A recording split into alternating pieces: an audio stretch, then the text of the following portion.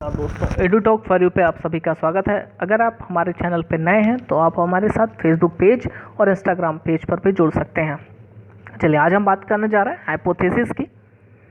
Hypothesis को हम कहते हैं परिकल्पना। परिकल्पना क्या होती है? जब हम किसी भी घटना का एक पूर्वानुमान करते हैं। क्या करते हैं? हम एक टेंटेटिव सोल्यूशन बनाते हैं। हम एक चीज़ मान कर चलते हैं कि ऐसा ही होगा या ऐसा हो सकता है, उसे हम कॉन्जेक्चुरल स्टेटमेंट कहते हैं। तो डायरेक्ट कई बार एग्जाम में पूछता है कि हाइपोथेसिस क्या है, वो टेंटेटिव सोल्यूशन है या फिर वो कॉन्जेक्चुरल स्टेटमेंट है।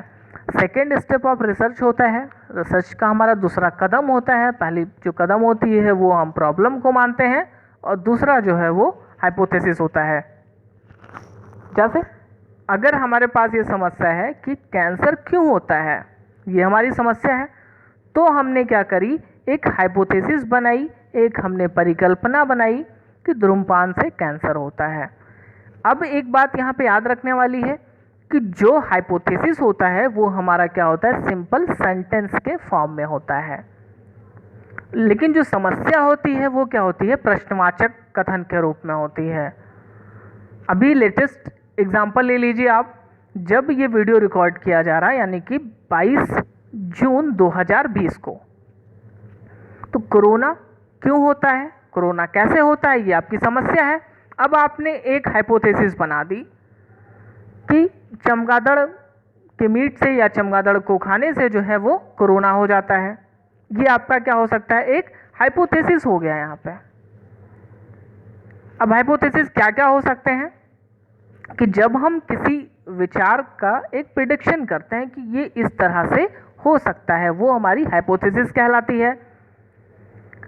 एक हम पॉसिबल सजेशन देते हैं, जैसे लाइट चली गई, ये आपकी समस्या है, लाइट क्यों चली गई।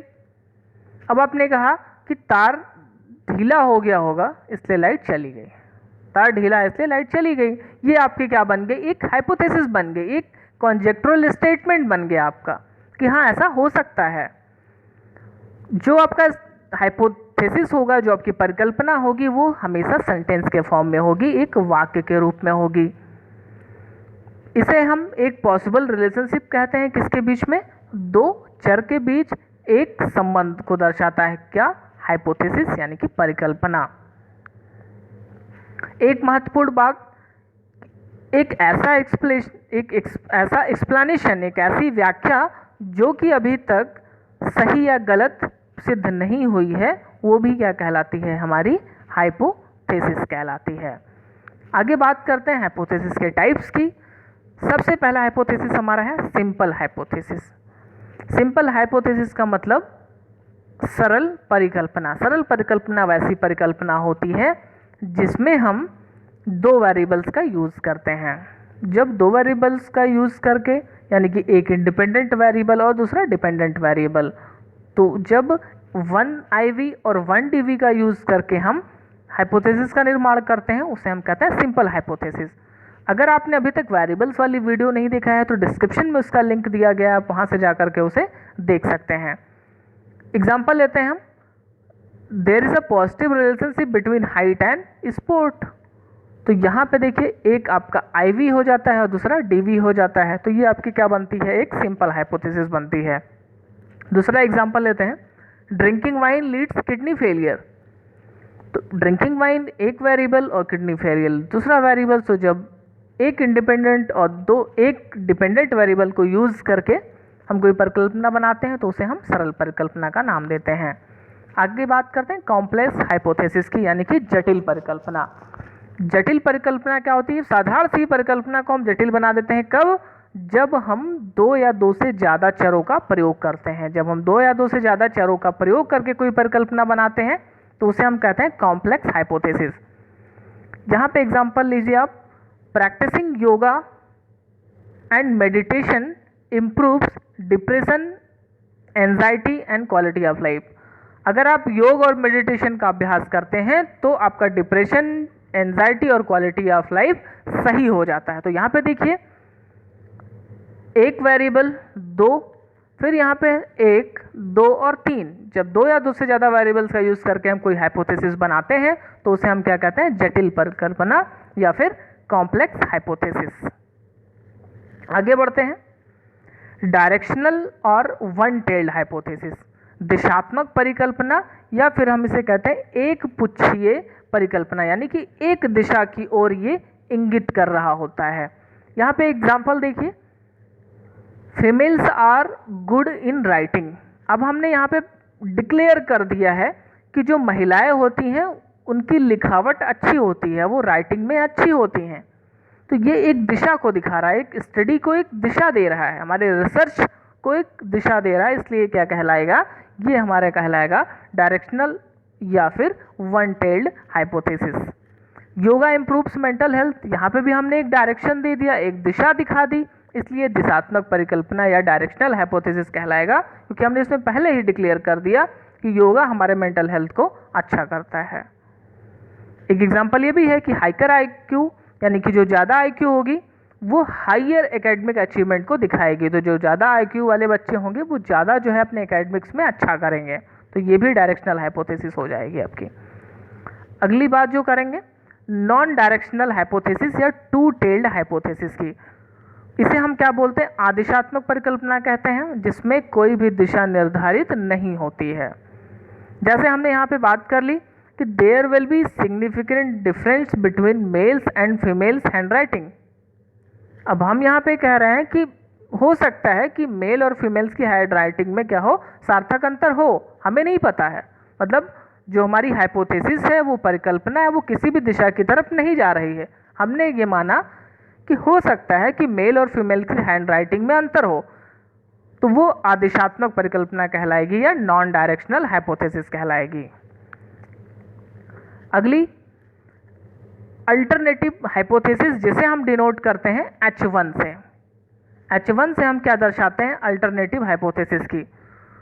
तो ये क्या कहलाता है, ये कहलाता है कि दो मीन्स या दो ग्रुप के बीच में सार्थक अंतर है, यानी कि M1 और M2, इन दोनों के बीच में क्या है, सिग्निफिकेंट डिफरेंस है, दोनों के बीच में सार्थक अंतर है।